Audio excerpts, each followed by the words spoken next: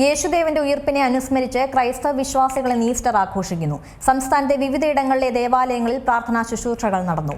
ലോകം മുഴുവൻ നടക്കുന്ന സംഘർഷങ്ങളിൽ മരവിപ്പ് തോന്നരുതെന്നും സമാധാനത്തിനായി പ്രവർത്തിക്കണമെന്നും ലിയോ 14 മാർപ്പാപ്പ ഈസ്റ്റർ സന്ദേശത്തിൽ പറഞ്ഞു.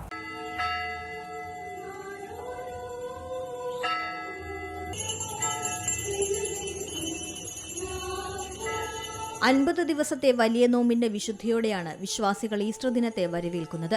നോമ്പുകാലത്തെ പ്രാർത്ഥനകൾക്കും പരിത്യാഗങ്ങൾക്കും ഒടുവിൽ എത്തുന്ന ഈസ്റ്റർ ഒരു പുതിയ ജീവിതത്തിന്റെ തുടക്കമായാണ് കണക്കാക്കുന്നത്. ദേവാലയങ്ങളിലെ ആത്മീയമായ ചടങ്ങുകൾക്കൊപ്പം സാമൂഹികമായ ഒത്തുചേരലുകളും ഈസ്റ്ററിന്റെ സവിശേഷതയാണ്. മനുഷ്യരാശിക്ക് നൽകുന്ന വലിയൊരു പ്രത്യാശയുടെ സന്ദേശമാണ് ഈസ്റ്റർ. സീറോ മലബാർ സഭ ആസ്ഥാനമായ കാക്കനാട് മൗണ്ട് സെന്റ് തോമസിൽ major archbishop Mar Raphael Thattil Easter ദിന തിരുക്കർമ്മങ്ങൾക്ക് നേതൃത്വം നൽകി. വിദ്വേഷത്തെയും വെറുപ്പിനെയും പുറത്താക്കുകയും ശക്തരെ താഴേക്കിറക്കുകയും ചെയ്യുന്നുവെന്ന് ലിയോ 14 മാർപ്പാപ്പ ഈസ്റ്റർ ദിന സന്ദേശത്തിൽ പറഞ്ഞു. സെന്റ് പീറ്റേഴ്സ് ബസിലിക്കയിൽ നടന്ന ഈസ്റ്റർ ദിവ്യബലിയിൽ സന്ദേശം നൽകുകയായിരുന്നു അദ്ദേഹം. മാർപ്പാപ്പയെ ചുമതലയേറ്റ ശേഷമുള്ള അദ്ദേഹത്തിന്റെ ആദ്യ ഈസ്റ്ററാണ്.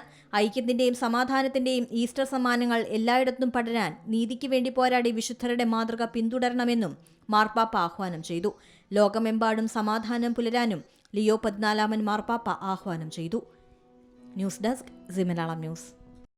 ഏറ്റവും പുതിയ വാർത്തകളും വിശേഷങ്ങളും വിരൽ തുമ്പിലറിയാൻ സീ മലയാളം ന്യൂസ് എല്ലാ ഡിജിറ്റൽ പ്ലാറ്റ്ഫോമുകളിലും ലഭ്യം.